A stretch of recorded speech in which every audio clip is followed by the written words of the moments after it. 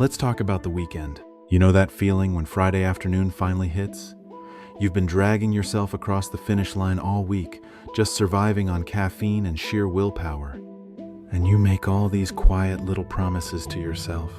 You think, okay, tomorrow is going to be my day. I'm finally going to deep clean the apartment, maybe go to that cute local cafe and actually sit down with a nice coffee, or just read a single chapter of that book that's been collecting dust on my nightstand for 6 months. You build up this whole beautiful, productive, restorative weekend in your head. But then Saturday morning rolls around, and let's be entirely honest for a second.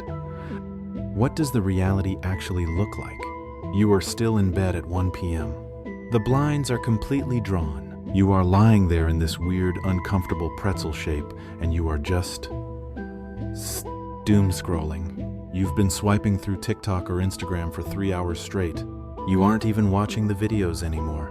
Your eyes are just glazed over, your thumb is moving on autopilot, and the longer you stare at that bright little screen in the dark room, the heavier and emptier your chest actually feels. It's almost like a physical weight pressing down on your collarbones.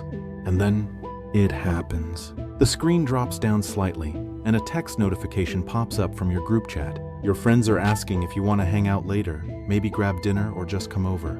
If you're nodding right now, you know exactly what your brain does next. You don't feel excited. You just stare at that little glowing bubble. You let out this massive, heavy sigh that feels like it's scraping the bottom of your lungs. And you realize, with this sinking feeling in your stomach, that you are just too incredibly drained to even lift your thumbs and type back 3 simple words, like, I am busy. So, you swipe the notification away. You tell yourself you'll reply in an hour, but you know you won't. You're just gonna let it sit there, marinating in a pool of low-grade anxiety, while you go back to watching a 30-second video of someone else making a sandwich. And here is the most confusing part about this whole experience. You aren't crying, you aren't actively sad, but you definitely aren't happy either. You are just completely numb. It's like someone came in and unplugged your emotional television set, leaving behind nothing but static. But the absolute worst part of this, the thing that really eats away at you, is that little, nagging voice in the back of your head. The one that starts whispering, what is wrong with you? Why can't you just get up and do normal adult things? You are being such a lazy, useless mess today. I want to pause right here, because I need to tell you something really important. And I need you to actually hear me. You are not alone in this. And, spoiler alert, you are not lazy. Has your weekend ever looked exactly like this? If it has, let me know in the comments below. Let's remind each other we aren't the only ones feeling this way. So when you are stuck in that frozen state we talked about, what is actually happening? It goes way beyond just needing a nap or having a slow morning. You start noticing these tiny, frustrating symptoms of doing absolutely nothing. And the messy reality is that it bleeds into everything else you do. It creates this vicious loop of guilt that feels almost impossible to break out of. Let's talk about that overwhelming urge to just be completely invisible. People might look at your life from the outside and say, oh, you are just being an introvert. You just need some quiet alone time. But this isn't that cozy, introverted feeling of enjoying your own company with a warm cup of tea. This is an intense, almost desperate need to press a giant pause button on the entire world. You know that feeling when you are walking down the aisle at the grocery store and you see someone you vaguely know, and instead of just saying a quick hello, you physically duck behind a display of cereal boxes? Just so you don't have to perform, you start talking less and less. You realize you don't even have the energy to argue or explain yourself anymore. If someone misunderstands a text you sent, your inner monologue just goes, fine, let them think what they want. I literally cannot spare the calories to care. And here is the really confusing part. It starts affecting the things you actually love, too. You start ignoring the hobbies and comforts that usually bring you joy. You finally sit down on the couch after a long day, and even the thought of picking a comforting Netflix show to watch feels like it requires way too much mental effort. You scroll through the menu, staring at all those bright, colorful thumbnails, and your brain just refuses to process any of it. Deciding between a comedy and a documentary feels like trying to solve a complex math equation in a foreign language. So instead, you just sit there in the glow of the television screen in total silence, or you put on the exact same pilot episode of a show you have already seen 5 times. Anything new requires processing power you simply do not have right now. Then Monday morning rolls around, and this heavy exhaustion follows you right into work.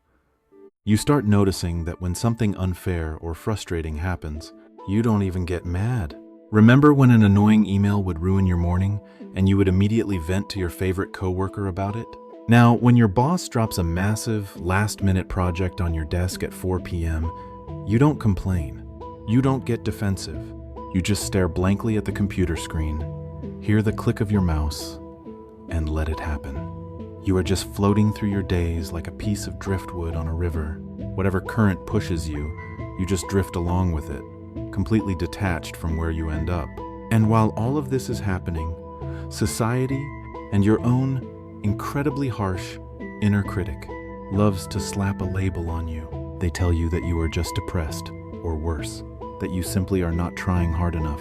You tell yourself that if you just push through, if you just drink some water and write a color-coded to-do list, you can snap out of this funk. But let me tell you why that feels so impossible. Trying to force yourself to be positive and productive right now is exactly like trying to run heavy video editing software on a phone that is sitting at 1% battery. It doesn't matter how great the application is, the phone is going to freeze, stutter, and ultimately shut down. We really need to validate how incredibly heavy and exhausting that guilt feels. Because the tragic part is, you are constantly draining your last 1% of energy, just beating yourself up for not operating at a full 100. So, if it isn't just you being lazy, and if it isn't just a bad attitude, what is actually going on inside your head? Why does your body physically refuse to cooperate when you just want to have a normal, productive Tuesday? I want you to imagine your brain as a household electrical grid. You have all these different heavy appliances plugged into it at the exact same time. Your demanding job, your family obligations, your friendships, your finances, your health. And for a really long time, maybe months or even years, you have been running absolutely everything on maximum power. You have been carrying these incredibly heavy expectations on your shoulders, feeling your jaw clench every time your phone rings, taking shallow little breaths because you are always bracing for the next emergency. You have been giving all of your energy to a job that barely notices your effort, or pouring your entire heart into a relationship without getting anything remotely close to that love back in return. You wake up every single day, and your inner monologue is just a relentless drill sergeant. It says, keep pushing, just get through this week and it will be fine. If I just finish this one massive project, if I just get through this family drama, I can finally rest. But the rest never actually comes, does it? Eventually, after a long, exhausting period of high stress or emotional turbulence, the system starts to overload. The wires get dangerously hot. And in a real house, if a massive power surge hits and there is no safety mechanism in place, the wires melt, the house catches on fire, and it burns to the ground. But your brain is incredibly smart. It loves you, and its primary job is to keep you alive and safe. So, instead of letting you burn down from the sheer emotional pain and the crushing weight of it all, your brain does something incredibly protective. It walks right up to the electrical panel, and it flips the main breaker. Click. Everything suddenly goes dark. That sudden, heavy darkness, that eerie silence in your head, where your motivation used to be. That is what psychologists refer to as cognitive paralysis. Or, more simply, it is a trauma response. That overwhelming laziness you are feeling right now, that complete emotional numbness where you couldn't even cry if you tried, it is not you giving up on life. It is literally your brain shutting down your sensory intake to prevent any further psychological damage. Your mind is actively, deliberately choosing emptiness over pain, because right now, emptiness is safer. Think about how that protective shutdown ripples into your everyday life. It's why the sudden sound of the doorbell makes your stomach drop. It's why a harmless email starting with the words "just checking in" feels like a literal physical threat. Your brain is sitting there in the dark, guarding the breaker box, arms crossed, saying, "Absolutely not. We are not plugging anything else into this grid today. We do not have the voltage for this." And this is the exact moment in our conversation where we need to completely drop the self-judgment. I know you sit there alone in your room and think, "I am broken. I have completely lost my spark. I used to be so fun and ambitious, and now I am just this boring, empty shell of a person, and everyone is going to leave me behind." Please hear me when I say this. Your brain is not working against you. It is not punishing you for being bad at adulting. It is frantically waving a little white flag. It is sending up an SOS flare into the night sky that says, "I am completely exhausted, and we need to power down right now, or we are going to permanently break." What you are experiencing right now is the completely natural, deeply human aftermath of chronic stress. It is the lingering, bruised shadow of emotional trauma. It is your body desperately trying to heal a wound you can't even see in the mirror. It is a brilliant survival mechanism. It is not, and it has never been, a character flaw.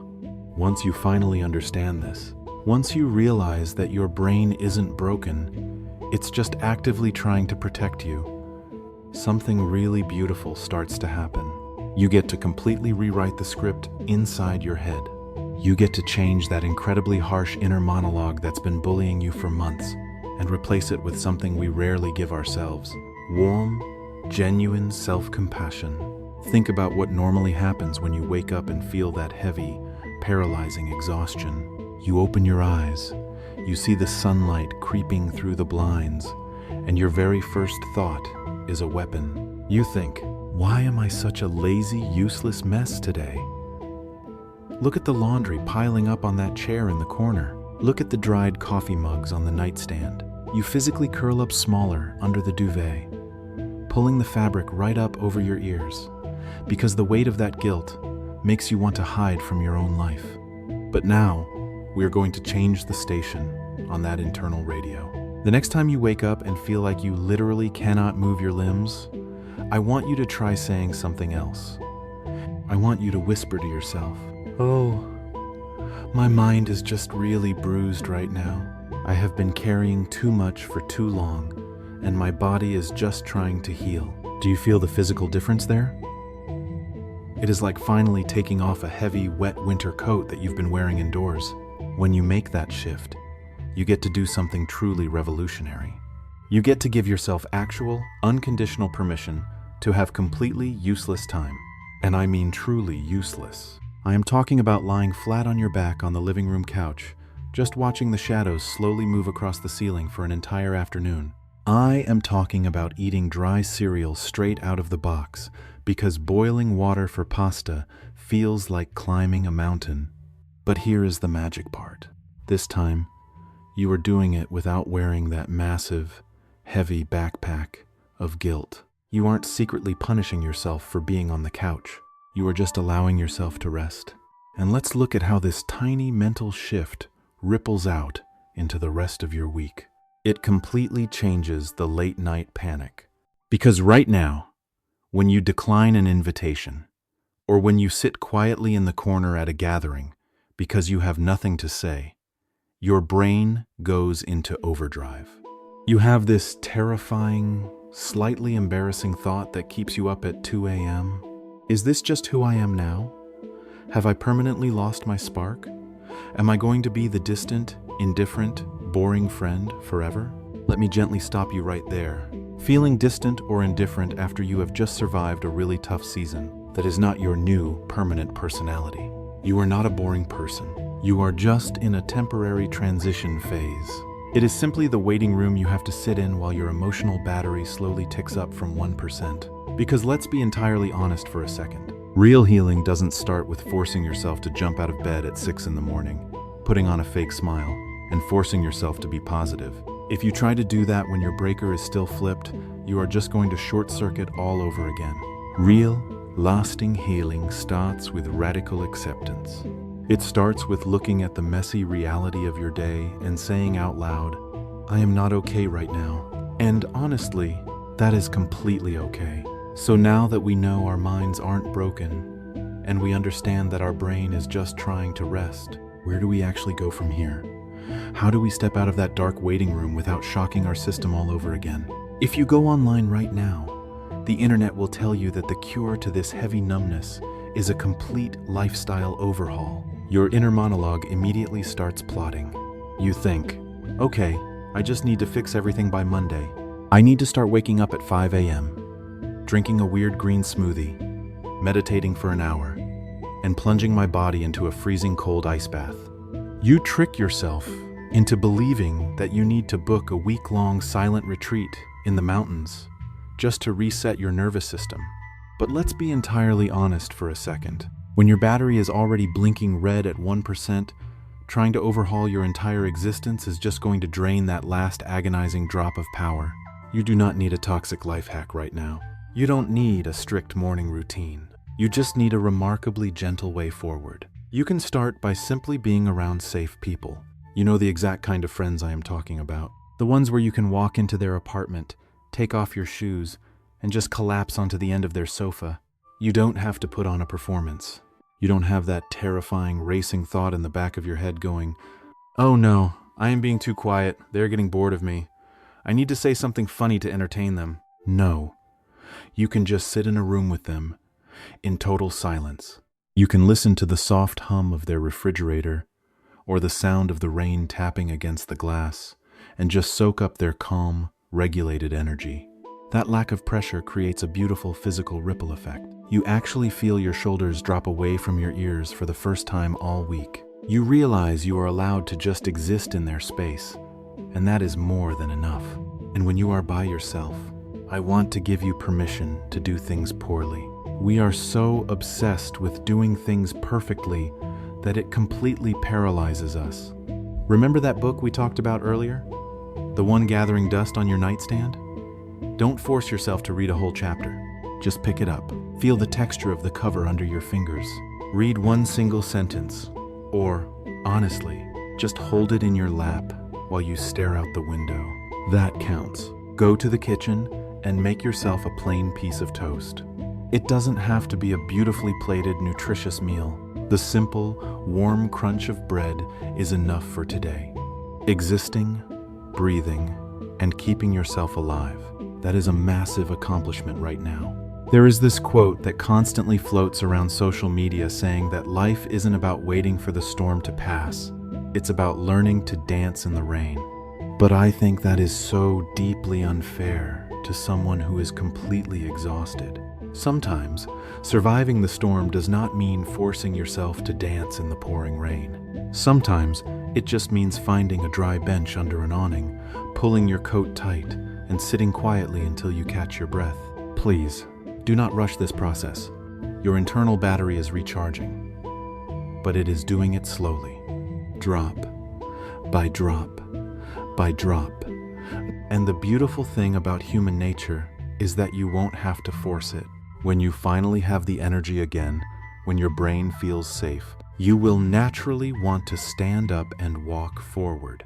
Thank you for being here and sharing this quiet space with me today. If you found a little bit of peace or understanding in this video, I'd love for you to subscribe to Paperweight Thoughts. We aren't about hustle culture or having it all together. Here we're just a community of people trying to figure out this whole adulting thing with a little more grace. Take care of yourself, and I'll see you next time.